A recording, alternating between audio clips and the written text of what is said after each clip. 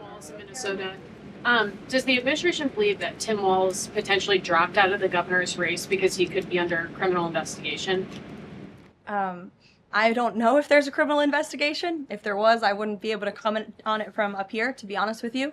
But I think Tim Walz probably dropped out of the race because he realizes he no longer has the support of the people of his own state.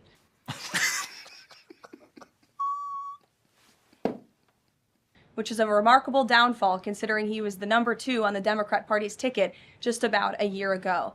When it comes to Minnesota, the fraud that we have seen, the wide scale of fraud, is really remarkable. It's egregious. I would encourage every single journalist in this room to go to Minnesota and to cover it yourselves. As for the Trump administration, we have officials who have been on the ground almost every day. Secretary Noem was there yesterday. Secretary Bessent will be traveling there later this week to talk about the fraud and to do a roundtable on this very topic. And I would just like to leave you with an update.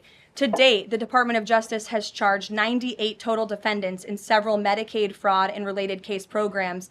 64 were convicted, and 85 of the 98 charged were of Somali descent.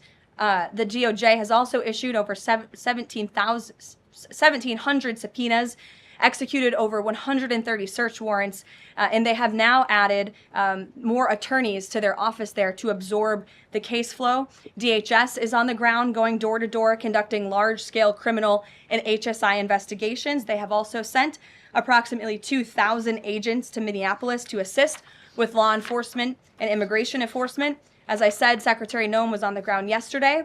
The Department of Health and Human Services has also begun requiring a justification and photo evidence for all child care related payments nationwide, and they required Minnesota to conduct a full audit of all child care centers. They also froze $185 million in funding to Minnesota.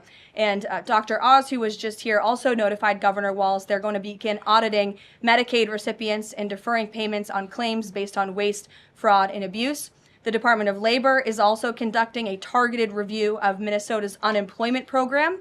Department of Agriculture requiring Minnesota to conduct recertification for SNAP recipients, and HUD has launched investigations into the public housing. SBA has also suspended nearly 7,000 borrowers amid suspected fraudulent activity. So, with all of that, rest assured this is an all-hands-on-deck effort from the entire administration to get to the bottom of this and to ensure that the ripping off of taxpayers in the state of Minnesota, and it won't just be Minnesota, it'll be any state across this country where fraud has taken place, and we are protecting law-abiding, tax-paying American citizens.